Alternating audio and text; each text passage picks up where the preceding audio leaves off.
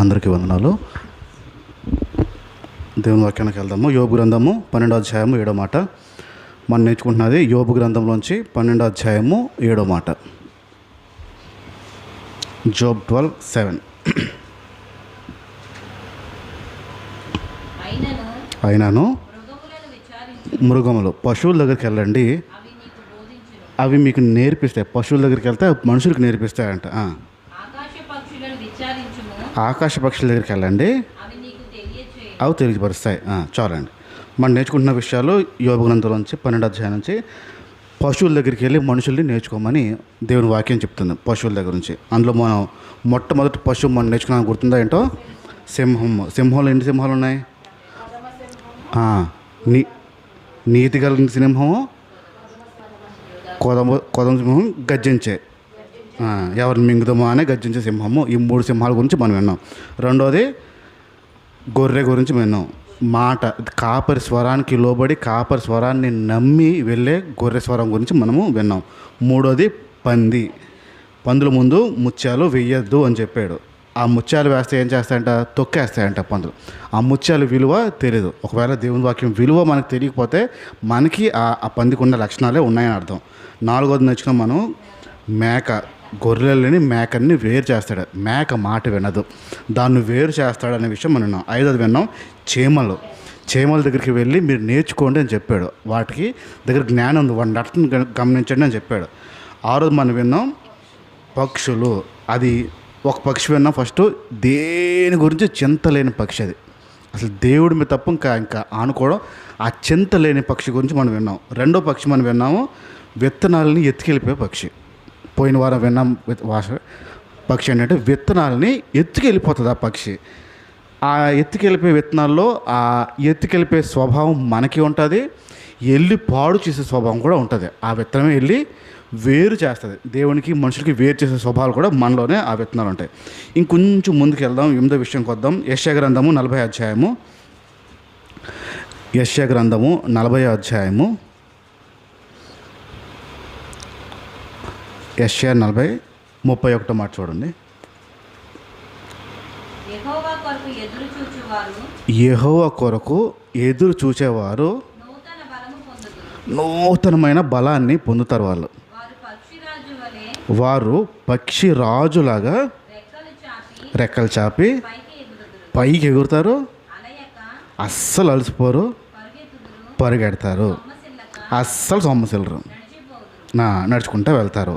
ఈ 31 మాటలో మాట్లాడుతామాట. ఆ ఫస్ట్ బిట్ ఏంటది? యెహోవా కొరకు ఎదురు చూసేవారు ఎలాగుంటారంట? ఏమంటున్నాడు? ఏం పక్షి అంటున్నాడు? పక్షి రాజు అనే పదం అంటున్నాడు. ఆ పక్షి పేరు రాజు కాదు, పక్షే రాజు. అంటే గ్రద్ద జాతికి సంబంధించిన పక్షి గురించి మాట్లాడుతున్నాడు. గ్రద్దలు ఉంటాయి కదా, గ్రద్ద, డేగ, రాబందులు, ఈ గ్రద్ద జాతికి సంబంధించిన విషయాల్లో పక్షులకి రాజు అది. మిగతా ఎన్ని పక్షులు ఉంటాయో అన్ని పక్షులకి రాజు ఏదైనా ఉందంటే గ్రద్దనే తీసుకోవాలి, గ్రద్దని తీసుకుంటారు. పక్షి రాజులాగా. ఇప్పుడు దేవునిలో ఎదురు చూసేవారు ఎలాగుంటారని చెప్తున్నారు? పక్షి రాజులాగా. మనుషుల్ని పశువులతో పోలుస్తున్నాడు చూడండి. మళ్ళీ చెప్తున్నాను, మనుషులు ఎలాగ ఉండాలంటే ఎలాగ ఉంటారంట? ఒకవేళ దేవుని కోసం వేచి చూస్తుంటే పక్షి రాజులాగా ఉండాలంట. మనం తిట్టినప్పుడేమో పశువుతో పోల్చి తిడతాం. ఒక వ్యక్తిని ఎవరైనా తిట్టాలంటే పశువుని కుక్కలాగా, నక్కలాగా, గొంట నక్కలాగా అని, పందిలాగా, గాడిదలాగా అని మనుషులు పశువుల్ని పోల్చి తిడతారు. పశువుల్ని. ఇక్కడ బైబిల్ ఏం చెప్తుంది? పశువుల్లాగా మనుషుల గురించి పోలుస్తుంది. చూడండి, మనుషులేమో పశువుల్లాగా పోలుస్తున్నట్టు. పశువులు ఎలాగ ఉన్నాయో దానిలాగా అవుతారని చెప్తున్నారు. దేవుని కోసం వేచి ఉన్నారు పక్షు రాజులాగా అనే పదం చెప్తుంది. వేచి ఉండడం అనే పదాన్ని గుర్తుపెట్టుకోండి. ఎవరి కోసం వేచి ఉండమన్నాడు? దేవుని కోసం వేచి ఉంటే, వెయిట్ చేస్తే. దేవుని కోసం వెయిట్ చేసిన సంగతులు ఉంటాయి మనకి. ఓపిక కనిపెట్టే సంగతులు ఉంటాయా? కనిపెడతాం. మనం దేవుని కోసం వెయిట్ చేస్తాం. ఇప్పుడు సెల్ ఉంది, రాగానే ప్రార్థన చేసింది, ఎంతసేపు చేసి ఉంటుంది?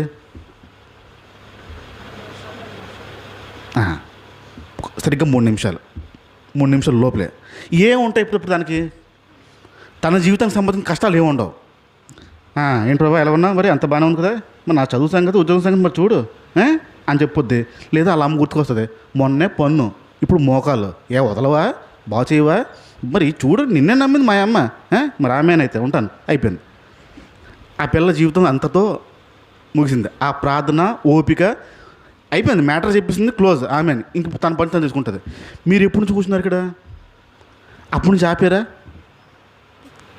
వచ్చిన దగ్గర నుంచి ప్రార్థన చేస్తూ ఉంటారు.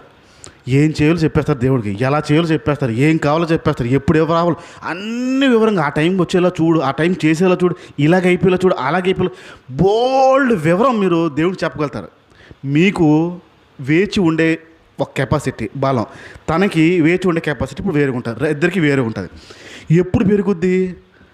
రేపు పొద్దున్న పెళ్ళి అయిన తర్వాత, ప్రభా మా ఆయన మాట ఎంటలే అంటుంది. 5 కాస్త పావుగుంట అవుద్ది. ప్రభా ఎంత చేసినా మా అత్తగారు అస్సలు సంతోషపడలేదు, అమ్మ ఏం తెచ్చావు, ఏంటి ఇదా, ఇంటికి వెళ్ళి ఇది తెచ్చావా దీనికా అని అన్నది. అప్పుడు బాధ అనిపిస్తుంది. ఆ రోజు అలా ఆయన పెట్టింది, ఆ రోజు వాళ్ళ అత్తగారు సొరకలు ఎట్టింది, ఆ మాటలు ఎత్తింది, అవన్నీ కలిపి ఏమవుతాయి? ప్రార్థన 3 నిమిషాల ప్రార్థన 3 పక్కన ఒక 0 యాడ్ అయ్యి 30 నిమిషాలకి వెళ్తుంది. అలా ఇప్పుడు దేవుని కోసం వేచి ఉండేది పెరుగుద్దా పెరగదా? వేచి ఉంటే అంటే ఏమవుద్ది అంటున్నాడు కింద. అప్పుడు ఒకటి కొత్త బలం వస్తుందంట. నెక్స్ట్ పైకి ఎగురుతారు, అస్సలు అలసిపోరు. రైట్. ఇక్కడ పక్షిరాజులాగా అవుతారు దేవుని కోసం వేచి ఉన్నవారు. ఆ పక్షిరాజు అంటే గ్రద్ద జాతికి సంబంధించింది. సుమారుగా ఈ గ్రద్ద జాతికి సంబంధించిన పక్షులే మనకి రాబందులు ఇక్కడ కనపడవు, మనకి వల్చర్స్ ఇక్కడ రాబందులు కనపడవు. గ్రద్ద, డేగ ఈ ఒక 3 జాతులే మాత్రమే మనకి కొంచెం కనిపిస్తూ ఉంటాయి. మీరు ఆ సముద్ర తీరం సైడ్కి వెళ్తూ ఉంటే మీకు ఆ రాబందులు కనిపిస్తూ ఉంటాయి పెద్దవి. చిన్నప్పుడు భయపెట్టేవారు పిల్లల్ని ఎత్తుకెళ్ళిపోతాయని, గ్రద్దలు పిల్లల్ని ఎత్తుకెళ్ళిపోతాయని భయపెట్టేవారు. ఈ సుమారుగా ఈ గ్రద్ద జాతివే 60 జాతులు ఉన్నాయి. గ్రద్దలోనే 60 రకాల పక్షి జాతులు ఉన్నాయి గ్రద్దలోనే. 2.5 నుంచి 3 కేజీల లోపల ఉంటుంది. అది మహాబలం ఉంటే ఒక 4 కేజీలు. దాని రెక్క సైజు, రెక్క చూడడానికి పక్షిలా ఉన్న రెక్క విప్పిందంటే 7 అడుగుల దగ్గర వస్తుంది. అంటే గుమ్మం దగ్గర దాటేస్తుంది అది. దాని రెక్క సైజు అంత పెద్దగా పక్షిరాజు ఉండే సైజు. గ్రద్ద గురించి పోలుస్తూ మనుషుల్ని అలాగ అవ్వాలంటున్నాడు, గ్రద్దలాగా పక్షిరాజులాగా. ఇప్పుడు వద్దాం యోబు గ్రంథంలో వద్దాం ఒకసారి. యోబు గ్రంథము 39వ అధ్యాయము.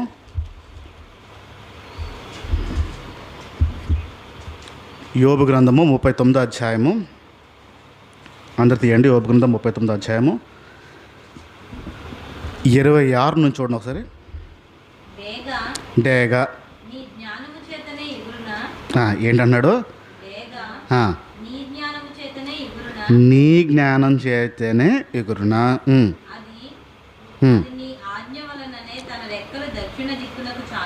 అది నీ ఆజ్ఞ వల్లనే దక్షిణ చుట్టూ తన రెక్కల్ని చాపుతుంది. నెక్స్ట్ 27. పక్షిరాజు నీ ఆజ్ఞకు లోబడి ఆకాశం మీదకి ఎక్కున, తన గూడుని ఎత్తైన చోట్ల కట్టుకుంటుంది, రాతి కొండలపైన నివసిస్తుంది. కొండపైకి ఎవ్వరు ఎక్కలేని ప్లేస్లో దాని గూడిని కట్టుకుంటుంది. అక్కడి నుంచి దాని ఎర్రని ఎత్తుకుపోతుంది. దాని కళ్ళను దూరం నుంచే కనిపెడతాయి.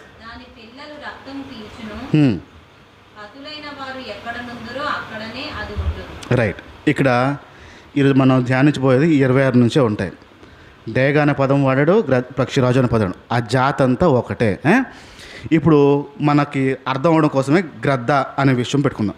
గ్రద్ద మనకు కనపడేవి అవే కాబట్టి ఆ గ్రద్ద విషయంలో దేవుని మాట చెప్తుంది, దేవుని ఆజ్ఞ చెప్పునే.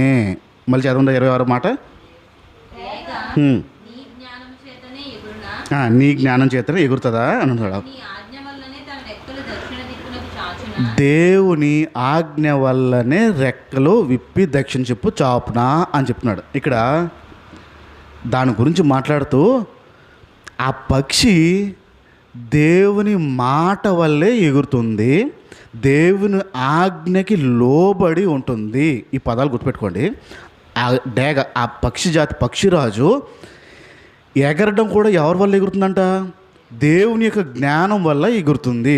ఇంకా ఏం చెప్తున్నాడు? నీ ఆజ్ఞకి లోబడి ఉంటుంది అనే విషయాల్ని తెలియపరుస్తున్నాడు. ఇక్కడ ఈ పక్షిరాజు దేవుని ఆలోచన చెప్పున ఎగురుతుంది, దేవుని మాటకి ఆగి, దేవుని ఆజ్ఞకి ఆగి ఆ పనికి ముందుకెళ్ళే ప్రయత్నం చేస్తుంది. ఈ పక్షి జాతి, డేగ పక్షి జాతి సుమారుగా 70 సంవత్సరాలు దాని జీవితం.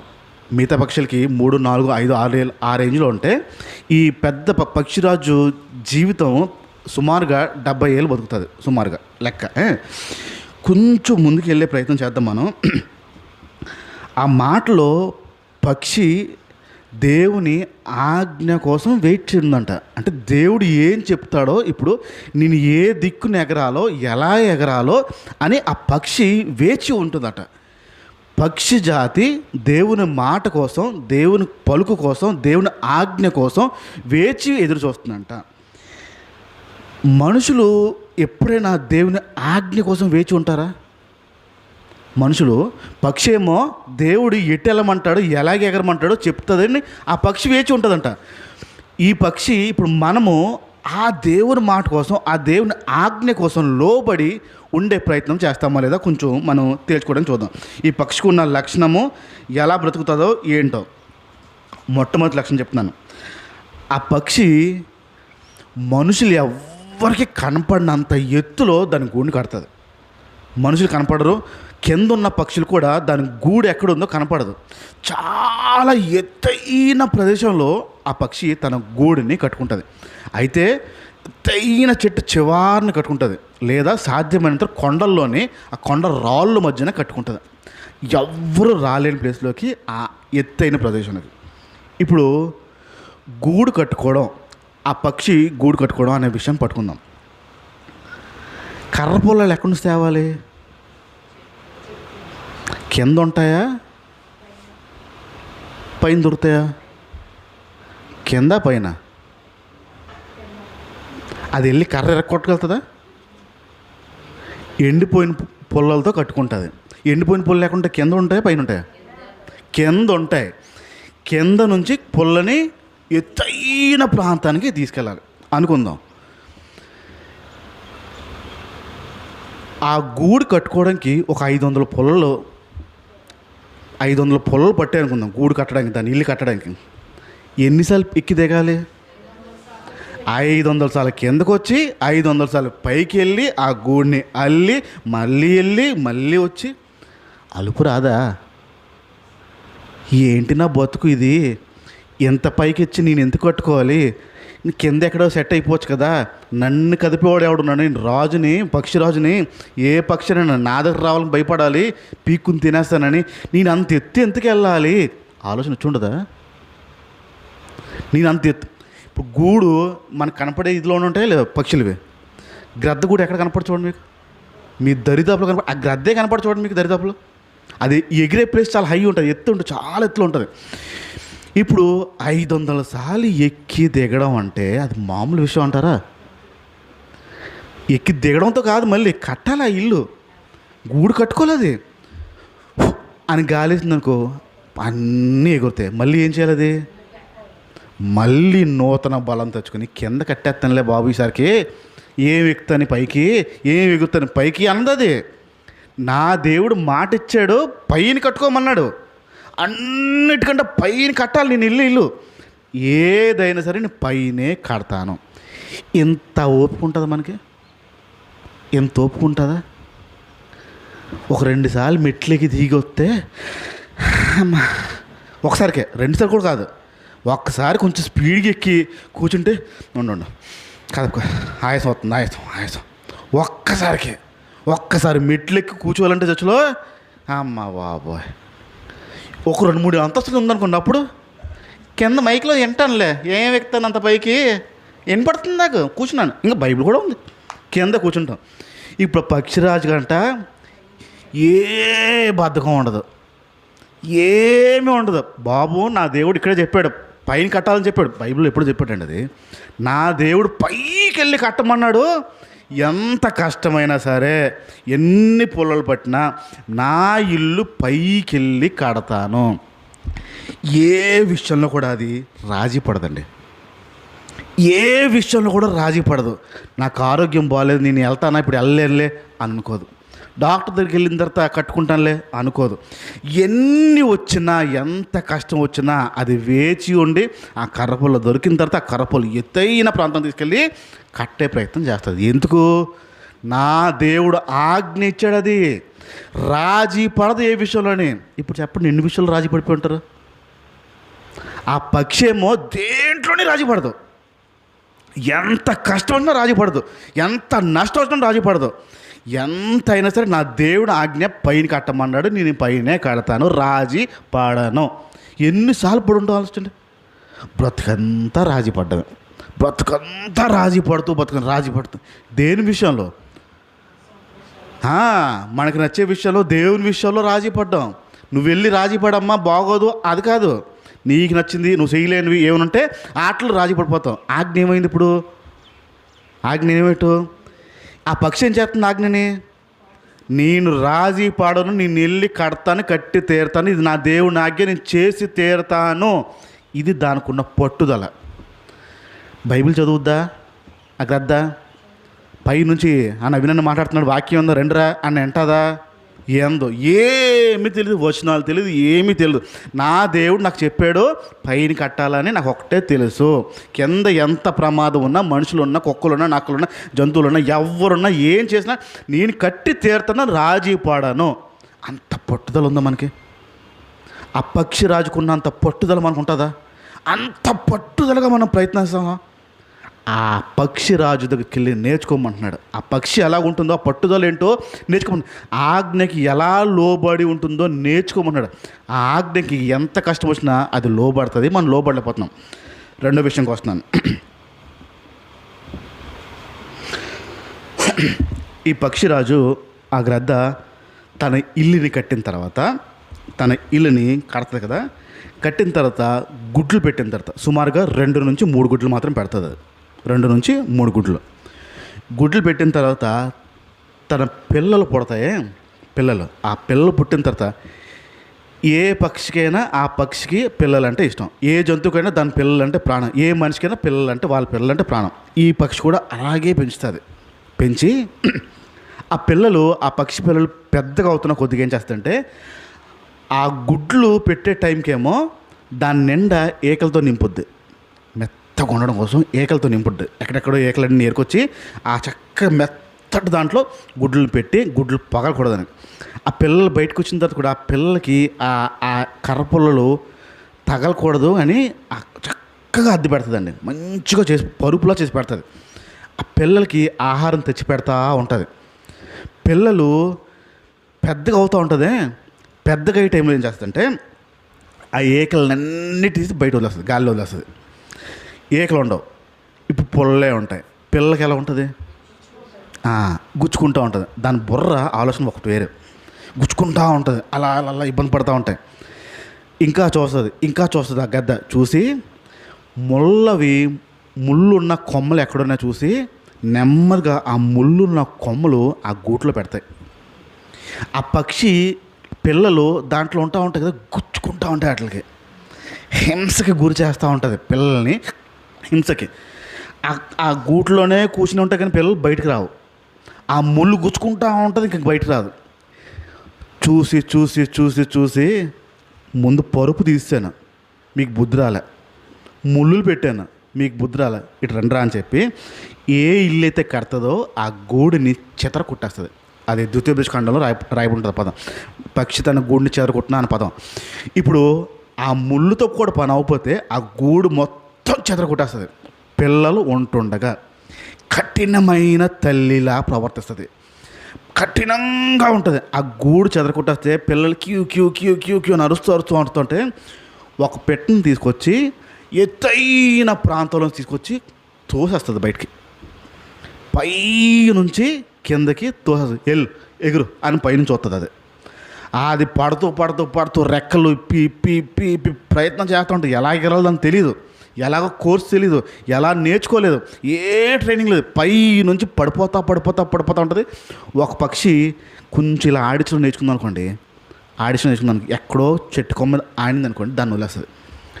నువ్వు రాయే చిన్నదాన్న, నువ్వు ఇట్రా అని చిన్నదాన్ని తీసుకొస్తుంది. మళ్ళీ ఆ పక్షిని కూడా వదిలేస్తుంది. పై నుంచి వదిలి చూస్తూ ఉంటుంది, పరిగెత్తుకుని అలా పడిపోతుంది. ఇంకా భూమి దగ్గరికి వెళ్తుంది అంట టైంలో పై నుంచి తెల్లి వచ్చి అలా పట్టుకుంటుంది దాన్ని. అమ్మో నా బిడ్డ పడిపోతుంది అని చెప్పి మళ్ళీ ఏం చెప్తా తెలుసా, పైకి తీసుకెళ్ళిపోతే మళ్ళీ హద్దు పడిపోయో అమ్మా అందో, పైకి వెళ్ళి ఎందుకే పడిపోతున్నాను అని మళ్ళీ పైకి తోసేస్తుంది పక్షి. ఎంత కఠినంగా ఉండాలో అంత కఠినంగా ఆ తల్లి పక్షి ప్రవర్తిస్తుంది. వాటికి ఎగరడం వచ్చే వరకు ఆ పై నుంచి తోస్తానే ఉంటుంది. ఏ రోజు ఆ తిండి పెడుతుంది, లేకండి తోయండి అని తోస్తుంది. కింద పడిపోతుంది, ఇంక చచ్చిపోద్దామన్న టైంలో వెళ్ళి పట్టుకుని మళ్ళీ పైకి వచ్చేది, మళ్ళీ వెంటనే తోస్తుంది. ఎంత కఠినంగా ఆ తల్లి ప్రవర్తిస్తుంది పిల్లల కోసం. ఎందుకంటారు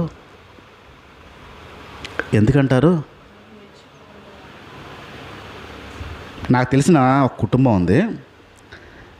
యేసుప్రభుని నమ్మరాలు హైందవులు, లేక పుట్టినోడు చాలా లేటుగా పుట్టాడు. ఆడంటే ఇంకా ముద్దు ఎలా చేస్తారు, భరించలేం. చూసేమంటే ఆ తల్లి తండ్రి పిల్లోడిని చూసేవంటే భరించలేం, అంత ముద్దు చేస్తారు. ఆడు ఇంటర్మీడియట్కి వచ్చాడు, ఆయన చూస్తూ ఉంటే వాళ్ళ అమ్మని చూస్తూ ఉంటే నాకు ఒక రకమైన కంపరం ఉంటుంది. ఆడు లెగిసిన తర్వాత ఆడు తోమే బ్రష్ కూడా పేస్ట్ ఆడు పెట్టుకోడు. మమ్మే పేస్ట్ పెట్టావా అంటాడు. అమ్మ నువ్వు లెగిసిపోవా చిట్టల్లి దాదా అని చెప్పి వాళ్ళ అమ్మ వెళ్తుంది. ఇంటర్మీడియట్ మళ్ళీ వాళ్ళ ఎమ్మెల్యే బ్రష్ పెడితే పేస్ట్ పెడితే అప్పుడు తోముతాడు, మళ్ళీ ఆ బ్రష్ అక్కడ పెట్టేస్తాడు. స్నానం చేసిన తర్వాత బట్టలు వాళ్ళ అమ్మ ఇవ్వాలి. మమ్మీ నా బట్టలు ఇచ్చావా అంటాడు. అమ్మ స్నానం చేస్తావు తల్లి, దా తుడుస్తున్నావా, తల తుడుచుకోమ్మ జలుబు చేసి వస్తుంది. ఆ నాన్నయ్యలు జలుబు అనే పదంలో వచ్చే లోపల వాళ్ళ బాబు పరిగెట్టి కూర్చోతాడు. ఏంటి జలుబు చేస్తుందా చిట్టలకి అని వచ్చేస్తాడు. లేదండి నేను చెప్తా. అదంతా చూస్తుంటే బాబో అనిపిస్తుందండి. ఆడ బట్టలు వేసిన తర్వాత వాళ్ళ అమ్మ వచ్చి దూకుతుంది. ఏంట్రా పాపిడి సరిగ్గా ఆడ దూకోడు, ఆడ అలాగే నిలబడతాడు దెమ్మలాగా. ఆ దెమ్మలా నిలబడితే ఆ దెమ్మకేమో వాళ్ళ అమ్మ దూకుతూ ఉంటుంది. ఆయన తీసుకెళ్ళి వాళ్ళ నాన్న ఆటో ఎక్కించాడు. మిగతా పిల్లలేమో బస్సులో ఇలా ఏలాడిపోయి చక్కగా సంతోషంగా వెళ్తూ ఉంటారు, నవ్వుకుంటూ ఆడుకుంటారు. వీడికి మాత్రం వీళ్ళ నాన్న బండి మీద తీసుకెళ్ళి ఆడపిల్లలాగా మళ్ళీ ఎవరిని ఎత్తుకెళ్ళిపోతారని భయం. బండి మీద తీసుకొస్తాడు డ్యూటీ నుంచి మానేసి.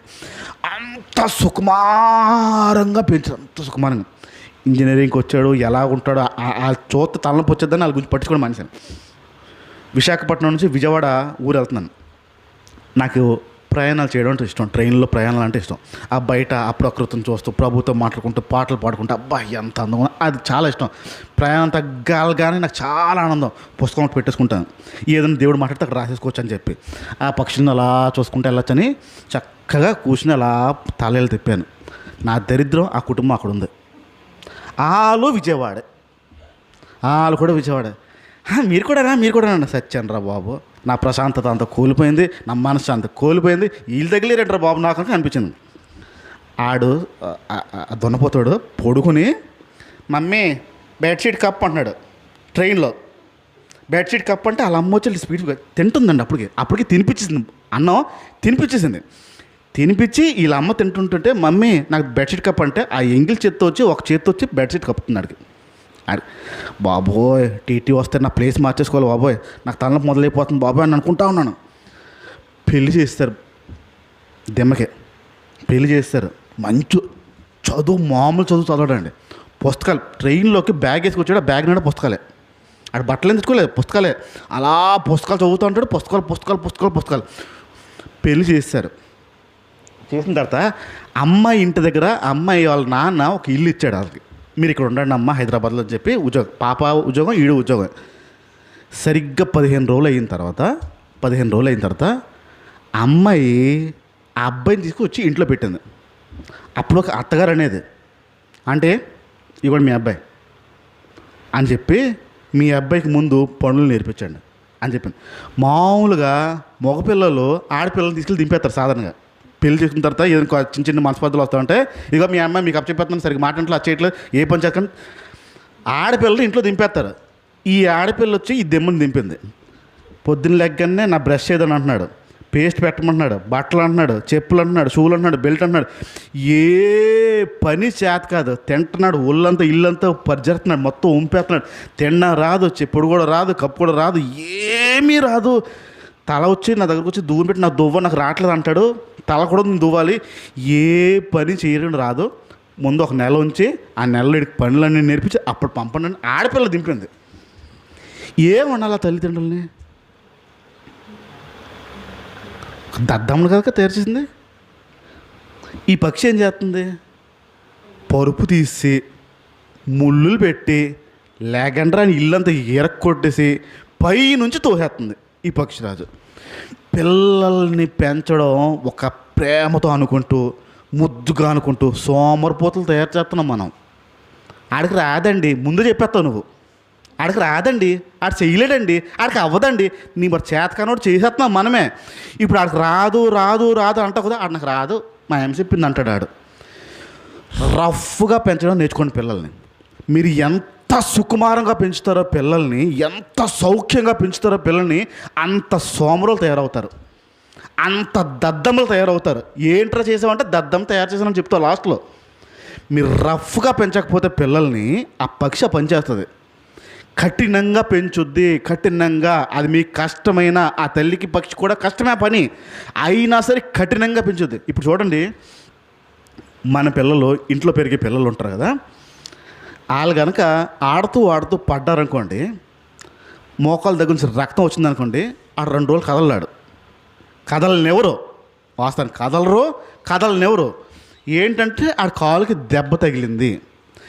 ఆ వీధి చివరి నా గుడిసుల్లో ఉండే పిల్లలు ఉంటారు చూడండి, గుడిసుల్లో ఉండే పిల్లలు స్కూల్కి వెళ్ళరు, చదువుకోరు, రోజంతా రోడ్డు మీద తిరిగి ఆడుతూ ఉంటారు. ఆడు ఒంటి మీద ఎన్ని గాయాలు ఉంటాయి చూడండి. ఒకవేళ తగిలినా అనేసి ఉమ్మేసేస్తాడులాగా అండిచేస్తాడు, తగ్గిపోతే పద ఆడుకుందాం అంటాడు. ఎంత రఫ్గా ఉంటారు చూడండి వాళ్ళు. వాళ్ళకి సునీత ఉండదు. మన పిల్లలు వెళ్ళాలంటే కందిపోతారు. ఈరోజు మన పిల్లలు ఒక దగ్గరికి వెళ్ళాలంటే కందిపోతారు. వాళ్ళు ఊపిరాడదు బాబాయ్ అయిపోయి. వాళ్ళు చూడండి ఎంతలా ఉంటారు. ఒక జ్వరం వచ్చిందంటే ఫ్లాట్ మనోళ్ళు, వాళ్ళకి 102, 103 దారా ఆడుకుందాం అంటారు వాళ్ళు. ఏంట రఫ్నెస్? ఆ తల్లి అలా పెంచుతుంది పిల్లల్ని. పక్షిరాజు, ఆ పక్షిరాజు పిల్లల్ని పెంచే పద్ధతి వాటికి తెలుసు. వాటి కాళ్ళ మీద అవి నిలబడతాయి, వాటి రెక్కల మీద అవి నిలబడతాయి. అలా పెంచుద్ది తల్లి. ఈరోజు మన పిల్లల్ని చూడండి ఒకసారి. మనం లేకపోతే ఏమైపోతారు వాళ్ళు. ఒక్క పూట ఊరెళ్తే ఏమైపోతారో తెలియదు వాళ్ళు. ఒక్కరోజు లేకపోతే ఏమైపోతారో తెలియదు వాళ్ళు. అంత బలహీనుల్లా పెంచుతున్నాం మనము. ఈ పక్షి ఏమో ఆ పిల్లల్ని హింస పెట్టి మరీ నేర్పిస్తుంది. ఈరోజు కనుక నేర్పించకపోతే, ఈరోజు కనుక నీ పిల్లల్ని నువ్వు నేర్పించకపోతే, ఈరోజు కనుక ఆ స్వభావంలోకి తీసుకురాకపోతే, కష్టపడుతున్నారు కదా కష్టపడని, నొప్పి వస్తుంది కదా నొప్పి రా అని, ఏదొచ్చినా అలా నువ్వు నేర్పించావా ఒకరోజు బలంగా నిలబడేవారు అవుతారు. లేదా మట్టి ముద్దే, పిండి ముద్దే, ఏమి లేదు. ముద్దపప్పు అంటారు కదా, శుద్ధపప్పు అంటారు కదా, అలాగే ఉంటారు. ఎందుకురా ఉన్నట్టు అంత తెలియదు. పిల్లల్ని సుకుమారంగా పెంచే కొద్దీ వారు సుకుమారంగానే ఉంటారు. పిల్లల్ని రఫ్గా పెంచే వాళ్ళు రఫ్గా పెడతారు, దేనికైనా తట్టుకుంటారు, వాళ్ళు దేనికైనా నిలబడతారు. ఇక్కడ కనుక నీ ప్రేమ అనుకుని చూపించుకుని పిల్లల్ని పాటు చేసావా, చేతులారా పాటు చేసిందా నువ్వే. ఆ పక్షి ఆ ఇబ్బంది పెడుతుంది, పిల్లలు నేర్చుకుంటాయి. ఇబ్బంది పెడతానే పిల్లలు నేర్చుకుంటారు. మీరు పడుతున్న కష్టం ఏంటో తెలియపరచండి మీ పిల్లలకి. మీరు ఏ ప్రయాసపడుతున్నారో మీ పిల్లలు తెలియపరచండి. వద్దు ఆడు చెప్పొద్దు, బాధపడతాడు అని అనొద్దు. మీ కష్టం ఏంటో తెలియపరచండి. మీరు ఎంత కష్టపడుతుందో తెలియపరచండి. ఎంత శ్రమ పడితే మీరు అలా అయ్యారో చెప్పండి. తెలియపరచకపోతే కష్టం అది. వారికి మీ కష్టం తెలియపరచాలి. చాలా తండ్రులు చేసే పని అదే. వాళ్ళకి ఏ కష్టం చెప్పరు, కష్టం నష్టం అంతా వీళ్ళే భరిస్తారు. భరించి వాడికి సుఖంగా పెంచాలని చూస్తారు, బాగా పెంచాలని చూస్తారు. నా కొడుకు మంచిగా ఉండాలి, నా కూతురు మంచిగా ఉండాలనుకుంటారు. అబద్ధం బోటకం పాడు చేసేస్తున్నారు. మీరు ఏ పని చేస్తే ఎంత కష్టపడితే అలా తయారయ్యాడో మీరు చెప్పండి. మీరు తినే తిండి వారికి పెట్టే డబ్బు ప్రతిదీ మీ కష్టం తెలియపరచాలి. మీకు ఎంత నష్టం వస్తుందో తెలియపరచండి. మీ కష్టం కనుక వారికి తెలియపరచకపోతే సోమరులు అయిపోతారు. మీ కష్టం విలువ తెలియదు. మూడో విషయంకి వస్తున్నాను నేను. ఆ గ్రద్దకున్న చూపు మనుషులకున్న చూపు నుంచి 8 రెట్లు ఎక్కువ. గ్రద్దకున్న చూపు మనుషుల కంటే 8 రెట్లు ఎక్కువ. గ్రద్ద పక్షులు ఎప్పుడైనా కలదలు పెట్టుకుంటాయండి? ఈ మధ్య తలనొప్పి వచ్చేస్తుంది వదిన గ్రద్ద పక్కన ఉన్న గ్రద్దకు చెప్పి, బాగా తలనొప్పి వస్తుంది, సైట్ వచ్చిందేమో అని చెప్పి, అవేం డాక్టర్ దగ్గరికి వెళ్తాయా? కలద్దాలు ఉండవు, ఏముండవు. ఆ గ్రద్ద సుమారుగా 3 కిలోమీటర్ల ఎత్తు నుంచి తన ఆహారాన్ని చూస్తుంది. ఎన్ని కిలోమీటర్లు ఏంటో కనపట్లే ఈ మధ్య. మసక ఉంది. బైబిల్ చదవలేకపోతున్నాను, కలతలు మార్చాలేమో. ఎక్కడ ఎన్ని కిలోమీటర్లు? జాన దగ్గర కనపట్లేదు మసక. ఇదేం చూడ అక్షరం అంటాం మనము. ఎవరు దేవుడి మీద ఆధారపడుతున్నారు? ఇంకా 3 కిలోమీటర్ల నుంచి తనకి ఏంటి కావాలో చూస్తుంది. చూసి చుట్టుపక్కల ఏముందో కూడా చూస్తుంది. ప్రమాదం ఉందా లేదా. 3 కిలోమీటర్ల నుంచి దాని దృష్టి వెళ్తుంది, దాని గురి వెళ్తుంది. గురి వెళ్ళి 3 కిలోమీటర్ల నుంచి ఎగురుకుంటూ వచ్చి తన గురినే పట్టుకుంటుంది. దాటి వెళ్ళడం ఉండదు. 3 కిలోమీటర్ల ఎత్తులోంచి చిన్న ఎలకను చూస్తుంది.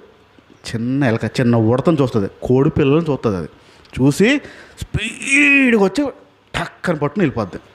ఏంటి ఆ ప్లానింగ్? దాని గురి ఏంటి? ఇప్పుడు మీ గురి ఏంటి చెప్పండి అంటే ఏంటి చెప్పలేరు? మీకున్న గురి ఏంటి చెప్పండి? గురి ఏంటి? ఏముంటాయి, రాత్రి అన్నం మిగిలిపోతే పొద్దున్న నిమ్మకేసి పులిహోర తాలింపు పెట్టేసుకుంటామండి. రేపు పొద్దున్న ఏదో ఒకటి వండేస్తానులే, రాత్రికి ఇడ్లీ పిండి కొంచెం ఉంది అట్లేస్తాను పాల్చగా. అంతకుమించి ఇంకేం గురులు ఉంటాయి? పొద్దున ఏమి వండాలి, మధ్యాహ్నం ఏమి వండాలి, రాత్రి ఏమి వండాలి. మళ్ళీ తెల్లారికి ఒకళ్ళు మిగిలిన దానికి వేసి రంగు వేసి కొట్టి వేసేద్దాం. పిల్లలకి ఏం పెట్టాలి, మళ్ళీ ఏం పెట్టాలి. ఏమైనా గురులు ఇంక ఎక్స్ట్రా గురులు ఉంటాయి?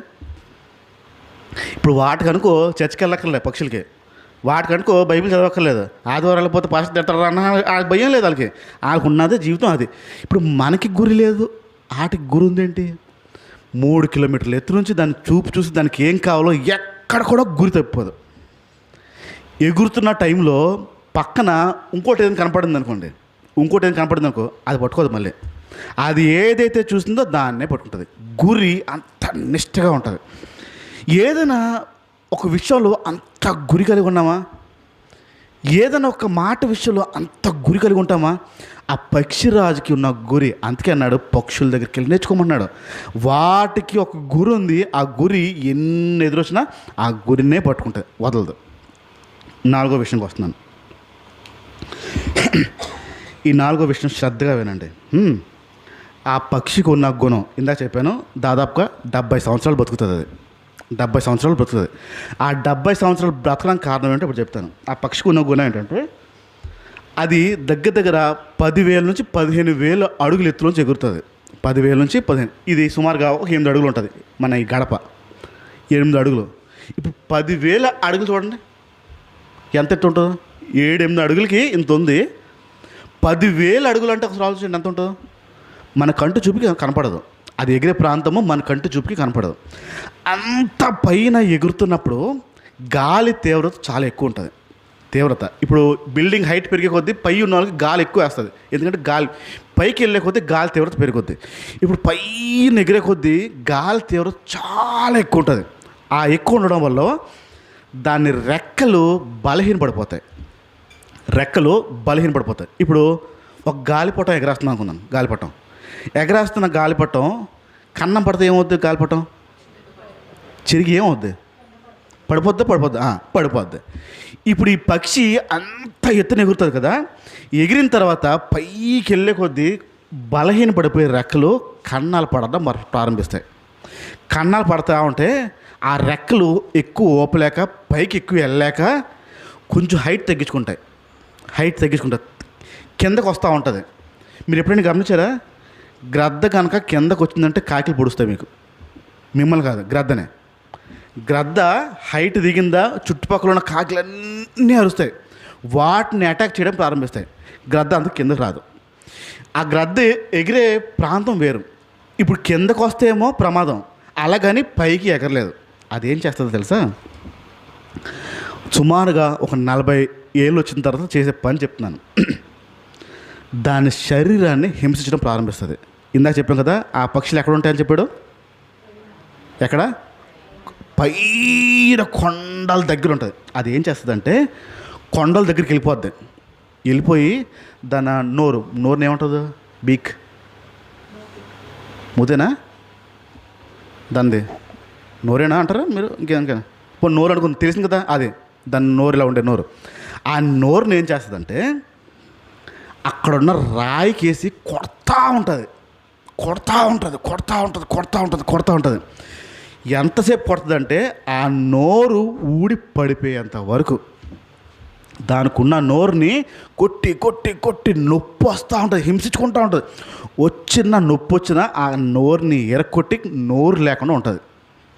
నోటిని విరక్కొట్టుకుని దాని తర్వాత చేసే పని ఏంటంటే దాని రెక్కలు ఉన్నాయే, ఎన్ని రెక్కలు ఉన్నాయో అన్ని రెక్కల్ని పీకేస్తుంది, ఉంచుకోదు. నొప్పి కలుగుతూ ఉంటుంది, శరీరానికి చాలా తీవ్రంగా కలుగుతూ ఉంటుంది.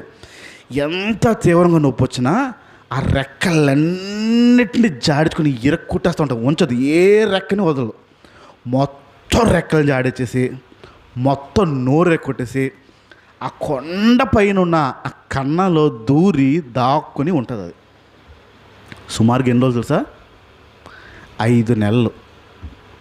5 నెలలు నోరు లేకుండా 5 నెలలు దాని శరీరం హింసించుకొని దానికి ఉన్న రెక్కలని. ఇప్పుడు ఒక్క వెంటుకు ఇలా లాగేమనుకోండి, నొప్పి వస్తుందా రాదా? ఒక్కటే మీరు తట్టుకునేంత తట్టుకోలేనంత తట్టేసుకోవచ్చు. ఇలా పట్టుకుని లాగెత్తే మనుషులైన మనకే అది ఇలా అలా లాగితే నొప్పి. దాని ఒంటిని బాడీ మీద ఉన్న రెక్కలన్నిటి పీకి రక్తాలు కారుతున్న, చర్మం లెగుస్తున్న ఆ పని చేస్తుంది. చేసి 5 నెలలు అది బయటికి వెళ్ళదు. 5 నెలలు కడుపు మార్చుకుని బతుకుతుంది. 5 నెలలు ఉపవాసంలో ఉంటుంది. ఉంటూ దేవుని వైపు చూస్తూ నా రెక్కలేవు తొందరగా అని అడుగుద్ది. ఆ 5 నెలలు బయటకు, ఒకవేళ అలా బయటికి వెళ్ళింది అనుకోండి, ఆ రెక్కలు లేని టైం బయటకు వెళ్ళింది అనుకో, మిగతా పక్షులు వచ్చి చంపేస్తాయి. ఎందుకంటే రెక్కలు పెద్దగా ఉండదు, చంపేస్తాయి.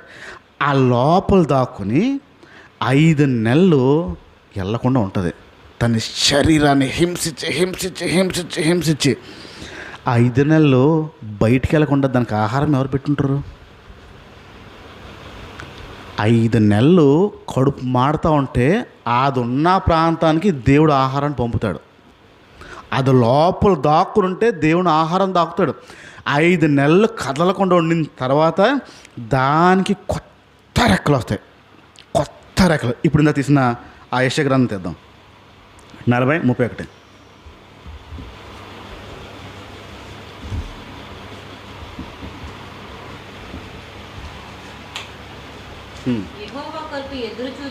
ఎదురు చూచేవారు ఇక్కడ పట్టుకోండి, ఏంటది? నూతన బలాన్ని పొందుకుంటారు. ఇప్పుడు ఏం పోల్చాడు నూతన బలంతో?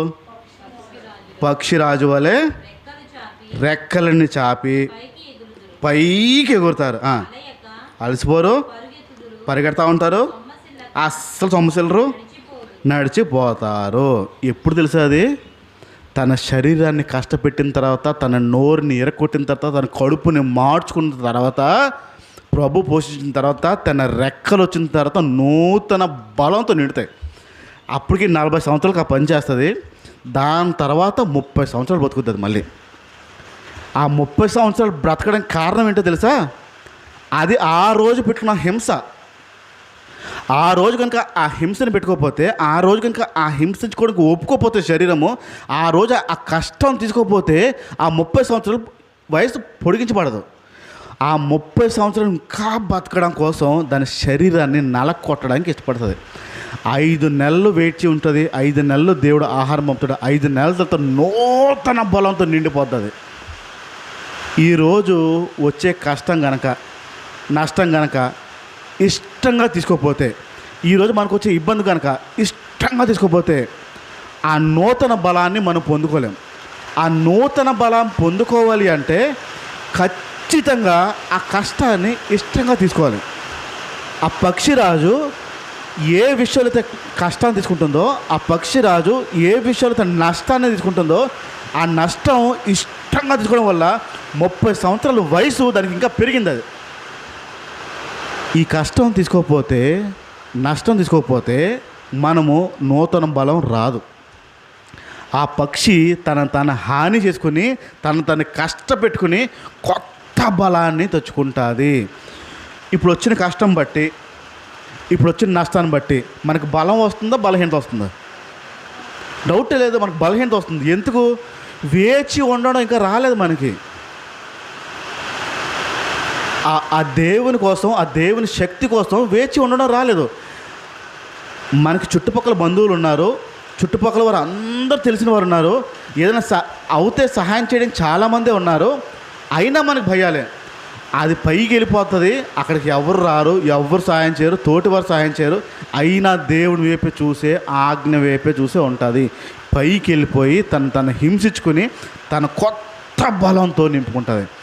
శ్రమ వచ్చిందా, కష్టం వచ్చిందా, నష్టం వచ్చిందా, బలహీనత వచ్చిందా, ఆ టైంలో ఆ కష్టాన్ని ఇష్టంగా తీసుకోకపోతే, ఆ కష్టాన్ని మనం ఇష్టంగా ఒప్పుకోకపోతే ఆ నూతన బలాన్ని మనం పొందుకోలేము. ఆ నూతనమైన బలము పొందుకోవాలంటే ఖచ్చితంగా కష్టాన్ని తీసుకోవడానికి ఇష్టపడాలి. ఆ పక్షి ఆ కష్టాన్ని తీసుకుంటూ ఉంటుంది.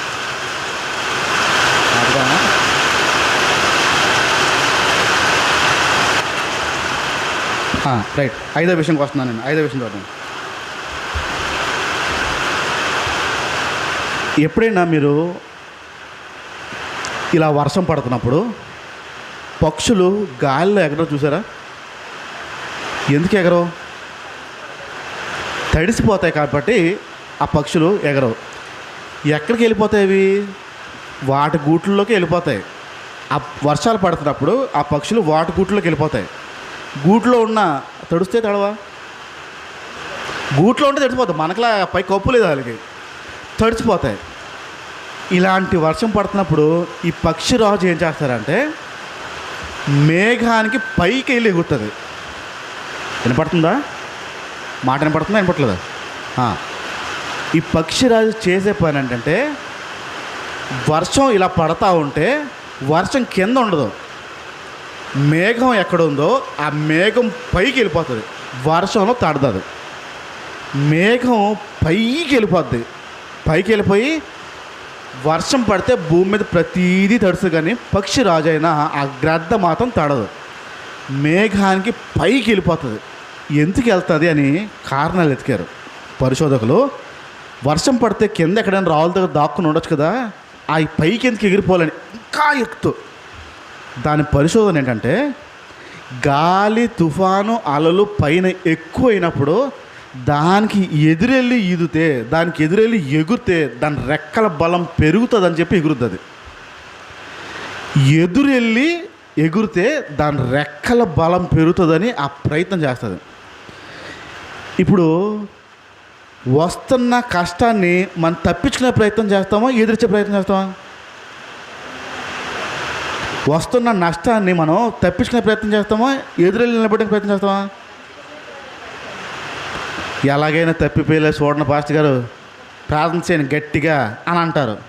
ఎలాగైనా దాటిపోవాలి, ఎలాగైనా రాకుండా ఉండో చూడాలి, ఎలాగైనా ఎవరు వచ్చి కూడా పలానా సమస్య ఉంది, నేను ఎదుర్కోవాలనుకుంటున్నాను, ప్రార్థన చేయండి, ధైర్యంగా అనే ప్రార్థన ఎవరు చెప్పడు. ఎలాగైనా ఫటాక్ అయిపోవాలి, ఓం భీం బట్టండి టక్కన సెట్ అయిపోవాలి మొత్తం, అలా అనిపి. ప్రతి ఒక్కరి ఆశ ఏంటి? ఎలాగైనా. దీని ఆశ ఏంటి? ఇదే మంచి టైము, ఎగరాల్సిన టైము, బలం తెచ్చుకోవాల్సిన టైము, గాలి భయంకరంగా ఉంది, తీవ్రంగా ఉంది. నేను ఈ టైంలో కనుక నేను వాడుకోకపోతే దాన్ని ఎగిరి దాని రెక్కల బలాన్ని పెంచుకుంటుంది. అది అందుకు మేఘం పైకి వెళ్ళి ఎగురుతుంది. అది మేఘం కింద ఎగదు, మేఘం పైన ఇంకా ఎక్కువ తీవ్రత ఉంటుంది, ఇంకా ఎక్కువ గాలి ఉంటుంది. ఆ గాలిలో నేను ఎగరాలి, నేను నేర్చుకోవాలి, నా బలం పొందుకోవాలి. ఎప్పుడు ఎగురుతాం మనం అలాగా? ఒక సమస్య ఇప్పుడు అనుకుందాం, అమ్మ దేవుడు ఏదో చూపించాడు, నాకు కొంచెం తేడాగా ఉంది, సిద్ధపడండి అన్నాం. ఏం ప్రార్థన చేస్తారు? తప్పించే ప్రార్థనే కదా. ఒక కష్టం రాబోతుంది, ఒక నష్టం రాబోతుందంటే నేను ఎలాగ ఎదుర్కోవాలని ప్రార్థన చేస్తావా? ఎలా తప్పించాలి ప్రభు అని ప్రార్థన చేస్తావా? 91 కీర్తన తీసి చదివేసి ధైర్యం తెచ్చేసుకొని ఓకే వాక్యాలు చదివేసి ఎలాగైనా. ఇదేమో పక్షి ఏం చేద్దంటే ఆ సమస్య వస్తుంది, దానికి రొమ్మిరిచి నిలబడి ఎగిరి బలం తెచ్చుకోవాలి. నాకు కష్టం వస్తుంది, ఇప్పుడు ఇన్ని రోజు గాలి తుఫాను లేదు, నా రెక్కలకి ఇప్పుడు బలం వస్తుంది, ఇప్పుడు నేను వెళ్ళాలని ఎదురెళ్ళి ఎగురుద్ది. పక్షి ఏం చేస్తుంది, మనిషి ఏం చేస్తున్నాడు?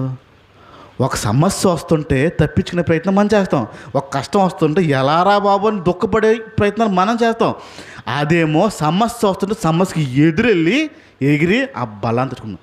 ఇప్పుడు సమస్య వస్తే తప్పించుకుందామా, ఎదురెళ్ళి ఇద్దామా, ఏం చేద్దాం? మీరు ఒప్పుకున్నారా? స్టార్ట్ అయిపోద్ది. ఆ పక్షిలాగా ఎదురెళ్తారా?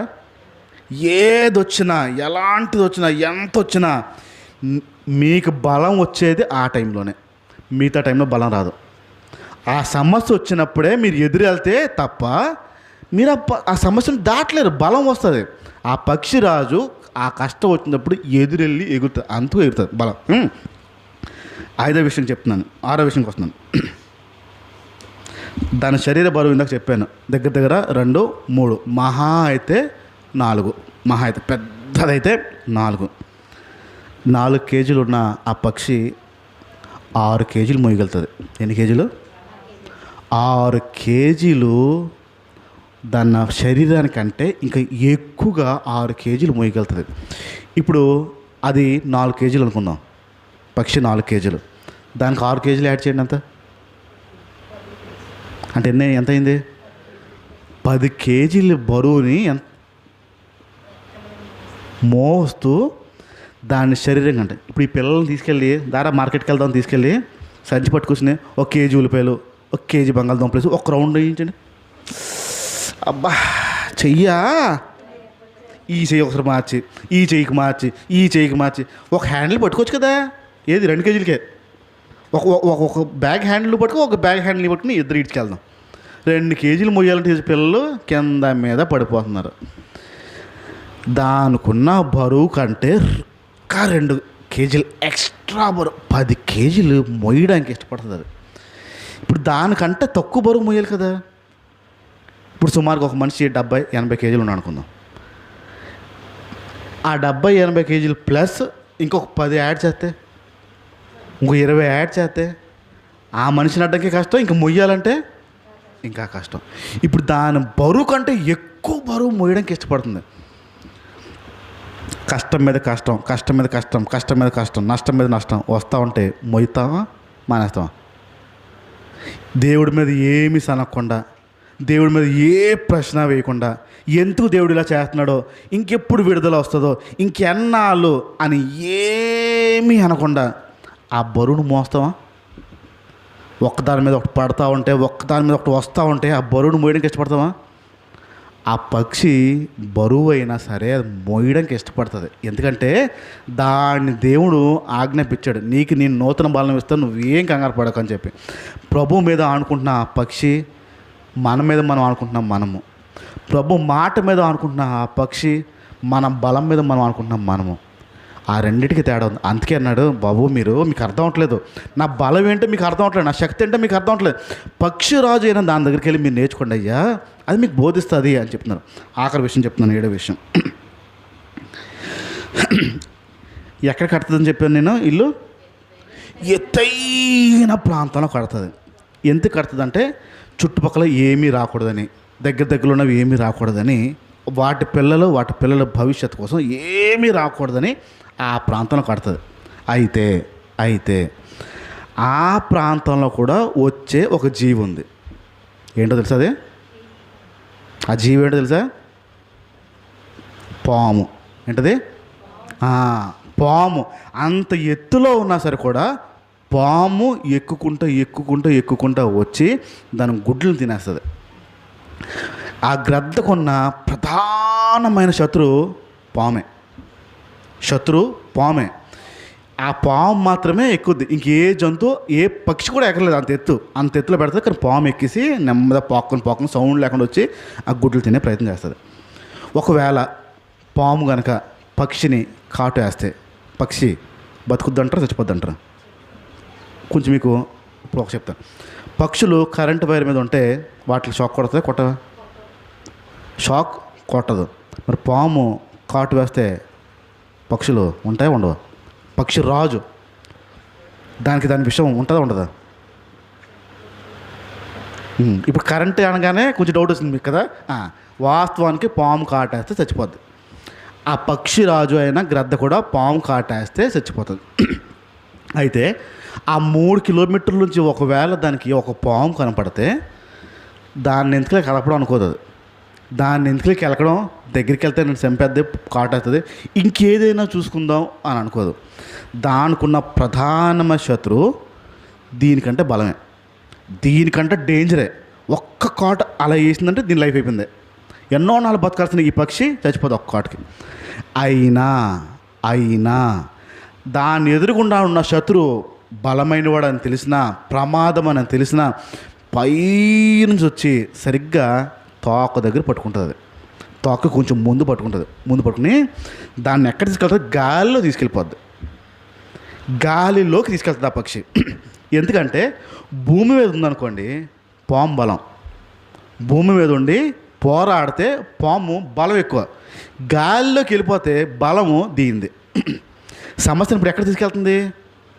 సమస్యని గాల్లోకి తీసుకెళ్ళి ఇది ఏం చేస్తుంది అంటే మంచి బండరాయి ఎక్కడుందో చూస్తుంది. మామూలు ప్లేస్ కాదు, మెత్తగా ప్లేస్, చెట్టు గిట్టు కాదు, బండరాయి ఎక్కడని చూసి దాన్ని గురిపెట్టి ఆ బండరాయి మీద ఆ పామును వదిలేస్తుంది. పై నుంచి పాము స్పీడ్గా వచ్చి ఆ బండరాయి తగిలి ఆ నడువో ఏదో ఇరిగితే అప్పుడు కిందకు వచ్చి ప్రశాంతంగా తింటుంది. సమస్య దగ్గరికి ఇది వెళ్ళింది, సమస్యని పైకి తీసుకెళ్ళింది, సమస్యని కిందకు వదిలి ప్రశాంతంగా ఆహారం తిన్నది.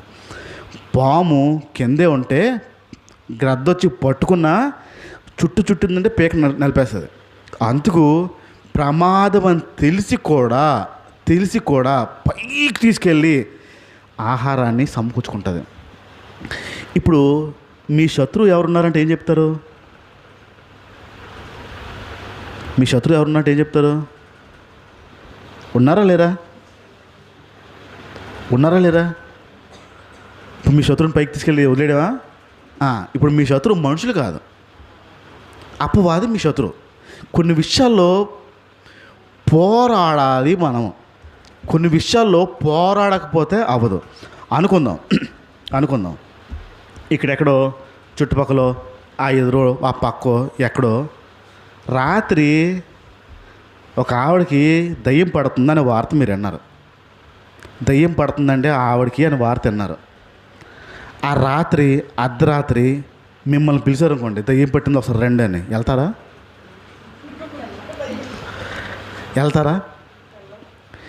ఎందుకు వెళ్ళరు? ఏం చేద్దాం? మిమ్మల్ని ఏదో పట్టుకుంటుందని భయం, మిమ్మల్ని కొడుతుందో రక్తుందో ఏదో చేద్దని భయం. ఇప్పుడు ప్రమాదం ఎదురుగుండా ఉంది, మనం వెళ్ళడానికి ధైర్యం చేయం. చూడండి, వెళ్ళడానికి ధైర్యం చేయం. ఇప్పుడు ఆ పక్షిరాజు కూడా ప్రమాదమే, అది పాము. అయినా వెళ్ళి ఆ ప్రమాదాన్ని పైకి తీసుకెళ్ళి కిందకు చంపి ప్రమాదంతో ఆ ముందుకెళ్ళి పోరాడే గుణం దాన్ని. మనకెందుకు ఆ ధైర్యం లేదు? ఇప్పుడు మనం ఈ జీవం వల్ల బైబిల్ పట్టున్నాం. మనం శాతాన్ని ఎక్కడ పెడుతున్నాడు? నీ కాలు కిందేసి. ఇప్పుడు శాతాన్ని నీ కాలు మీద, నీ తల మీద వేసాడా? నువ్వు వేస్తున్నావు. ఇప్పుడు దీనికి ఎందుకు భయం వచ్చింది వెళ్ళడానికి? ఒక పోరాడాలని ఎందుకు రాలేదు? పదండి వస్తా అని చెప్పి ధైర్యం ఎందుకు అనలేపాం? ఆ పక్షిరాజు దేవుని ఆజ్ఞకి లోబడి ఆజ్ఞ ప్రకారం జీవిస్తుంది కాబట్టి అది ధైర్యంగా ఉంటుంది. నా దేవుడు చెప్పాడు, నా దేవుడు మాట బట్టి నేను లోబడుతున్నాను, ఆ పాము నన్ను ఏమీ చేయలేదు, నా ప్రభు మాట నాకు ఉంది కాబట్టి అనే దమ్ము ధైర్యం నాకు ఉంది. ఈరోజు మనకి ఎందుకు లేదా పోరాటం? అపవాదితో ఎందుకు పోరాడలేం? ఆ క్రియలతో ఎందుకు పోరాడలేం? ఆ పక్షిరాజు ప్రమాదమైనా సరే కూడా వెళ్ళి పోరాడి దాని ఆహారాన్ని సమకూర్చుకుంటుంది. దానికి ఉన్న ఒకే ఒక్క ధైర్యం ఏంటంటే ప్రభు ఆజ్ఞకి లోబడి ఉండడము. ఎప్పుడైతే ప్రభు మాటకి ఉండి లోబడతామో ఆ పక్షిరాజులా వస్తాం, ఆ పక్షిరాజుల బలంగా ఉంటాం. మన పిల్లల్ని ఎప్పుడైతే ఆ రీతిలో మనం పెంచుతామో మన పిల్లలు కూడా బలవంతులు తయారవుతారు, బలహీనలు తయారవ్వరు. ఆ పక్షి దగ్గరికి వెళ్ళమన్నాడు, నేర్చుకోమన్నాడు, విషయాల్ని గమనించమన్నాడు. పక్షిరాజులాగా ఈరోజు వాటికంటే మనం శ్రేష్టం అన్నాడు. మనము వాటికంటే ఉన్నతంగా బతకాలి, ఉన్నతంగా ఉండాలి. అందుకు వాటి దగ్గరికి వెళ్ళి ఆ చేస్తున్న పనులు మనం నేర్చుకోవాలి. ఆ ఆజ్ఞకి లోబడి ఉంటుంది. ఎప్పుడైతే మన జీవితంలో దేవుని మాటకి